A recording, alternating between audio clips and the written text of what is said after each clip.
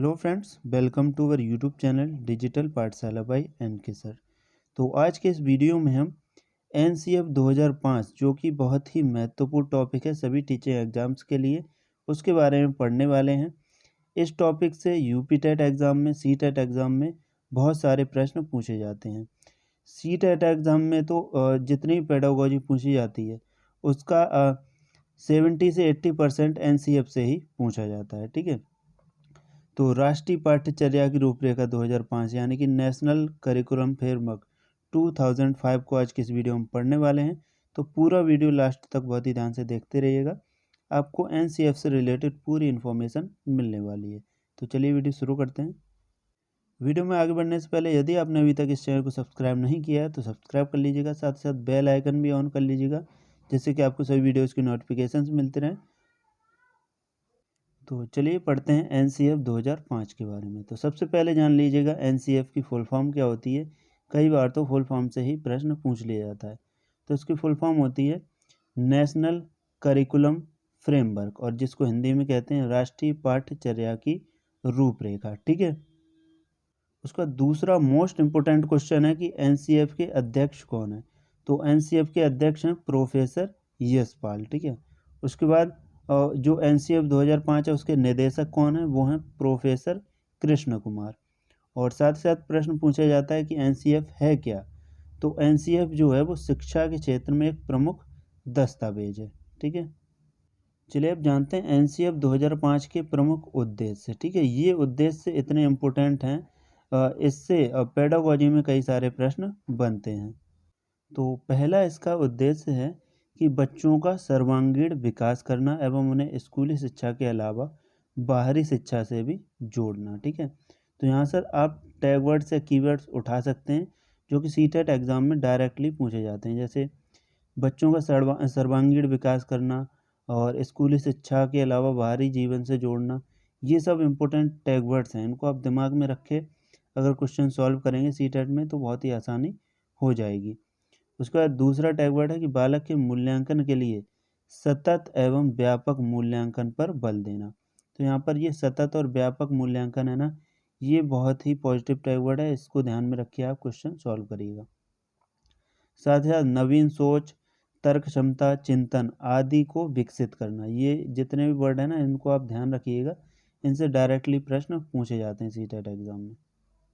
उसका नेक्स्ट है कि एनसीएफ 2005 के सिद्धांत। ये 5 सिद्धांत इतने मोस्ट इम्पोर्टेंट हैं, इससे कई सारे प्रश्न सीटेट एग्ज़ाम में पेडागोजी के तौर पर पूछे जाते हैं। और साथ ही साथ जितने भी टीचिंग एग्ज़ाम हैं उनमें इन 5 सिद्धांतों से कई सारे प्रश्न बनते हैं। तो पहला है कि ज्ञान को बाहरी जीवन से जोड़ना, यानी कि जो ज्ञान है शिक्षा प्रदान कर रहे हैं उसको आप स्कूल तक ही सीमित ना रखें, स्कूल के बाहरी जीवन से भी उसको जोड़कर पढ़ाएं।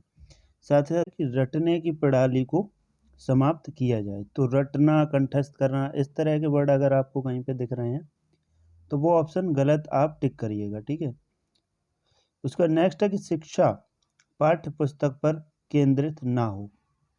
ठीक है, यानी केवल पाठ्य पुस्तक पर ही केंद्रित ना हो शिक्षा, वेरियस माध्यम से शिक्षा प्रदान की जाए। नेक्स्ट है कक्षा कक्ष को गतिविधियों से जोड़ा जाए और उन्हें लचीला बनाया जाए। तो ये गतिविधि टैग वर्ड्स पर ध्यान देना है यहाँ पर। उसका नेक्स्ट है राष्ट्रीय महत्व की भावना को पाठ्यक्रम में शामिल किया जाए।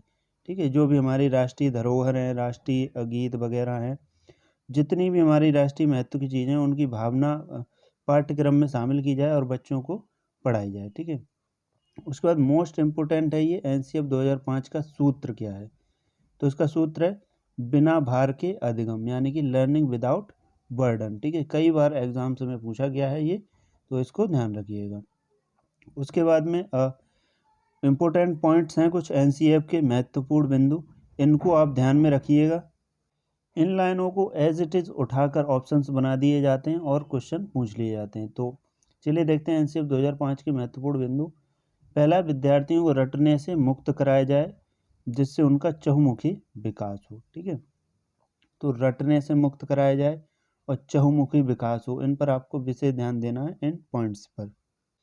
उसका नेक्स्ट है कि शिक्षा बाल केंद्रित होनी चाहिए, ना ही शिक्षा केंद्रित होनी चाहिए, ना ही पुस्तक केंद्रित होनी चाहिए। कैसी होनी चाहिए? बाल केंद्रित शिक्षा होनी चाहिए। नेक्स्ट, भारत सरकार के MHRD मंत्रालय की पहल पर प्रोफेसर यशपाल की अध्यक्षता में यह समिति बनाई गई थी। कौन सी? NCF 2005 समिति। इसके बारे में हम ऊपर भी डिस्कस कर चुके हैं। और ये जो MHRD मंत्रालय है, इसका नाम बदलकर अब रख दिया गया है शिक्षा मंत्रालय। ठीक है, शिक्षा मंत्रालय नाम कर दिया गया है, इसको आप ध्यान रखिएगा, क्वेश्चन करंट में पूछा जा सकता है। उसका नेक्स्ट है कि पाठ्यक्रम ज़्यादा से ज़्यादा व्यवहारिक होना चाहिए। ठीक है, उसका नेक्स्ट इम्पोर्टेंट पॉइंट है कि NCF 2005 के अनुसार भाषा बच्चे की मातृभाषा होनी चाहिए, यानी जो बच्चे को सिखाया जा रहा है उसकी मातृभाषा में ही सिखाया जाए। नेक्स्ट है जो शिक्षण सूत्र है वो ज्ञात से अज्ञात एवं मूर्त से अमूर्त की ओर होना चाहिए, यानी जो बच्चे को पता है पहले उसके बारे में बताया जाए, फिर अज्ञात के बारे में बताया जाए जो उसको ना पता हो। ऐसे ही मूर्त से अमूर्त, यानी पहले उसको मूर्त रूप में चीज़ें दिखाई जाए, फिर अमूर्त के बारे में सिखाया जाए। नेक्स्ट है तनाव मुक्त शिक्षा का वातावरण देकर शिक्षा प्रदान करनी चाहिए, यानी कि बच्चे को टेंशन बिल्कुल नहीं देनी है, तनाव मुक्त वातावरण में शिक्षा प्रदान करनी है। नेक्स्ट है अभिभावक को यह संदेश दिया जाए कि छोटी उम्र में निपुणता की आकांक्षा रखना गलत है। ठीक है, तो ये पेरेंट्स के लिए भी कहा गया है NCF 2005 में कि बच्चे छोटी उम्र में जब हों तो उनसे इतने ये आकांक्षा नहीं रखनी चाहिए कि इतने % लाए बच्चा, उतने % लाए। ठीक है, उसे स्वतंत्र रूप से सीखने देना चाहिए। नेक्स्ट, बालक को क्रिएटिव बनने का मौका दिया जाए, ये नहीं कि उसको रटा दी चीज़ें। ठीक है, क्रिएटिव बने, बच्चा स्वयं करके सीखे, इस पर बल दिया है NCF 2005 ने। चलिए अब जानते हैं NCF 2005 में शिक्षक के प्रति दृष्टिकोण क्या है। तो शिक्षक ज्ञान का स्रोत नहीं है, वह केवल एक सुगमकर्ता है जो चीज़ों को सरल रूप में बच्चों को प्रोवाइड करवाए। ठीक है, तो यहाँ पर ये शिक्षक का दृष्टिकोण है NCF 2005 में। साथ साथ NCF 2005 में बालक के प्रति क्या दृष्टिकोण है?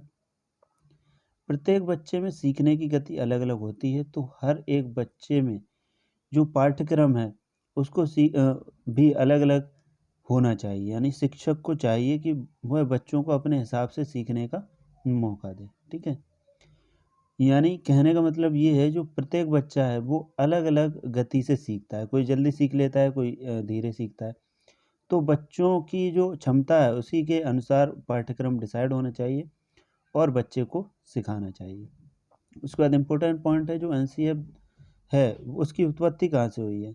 तो NCF 2005 की उत्पत्ति रविन्द्रनाथ टैगोर के निबंध सभ्यता एवं प्रगति से हुई है। NCF 2005 में रूपरेखा के तहत सभी भाषा में अनुवाद किया गया है और इसके बारे में जो है वो 8वीं अनुसूची में बात की गई है। संविधान की जो 8वीं अनुसूची है उसमें बात की गई है। ठीक है, तो आई होप दोस्तों आप सभी को ये NCF का वीडियो पसंद आया होगा। वीडियो पसंद आया तो वीडियो को लाइक एंड शेयर जरूर करिएगा, चैनल को सब्सक्राइब कर लीजिएगा, बेल आइकन ऑन कर लीजिएगा। Thanks for watching.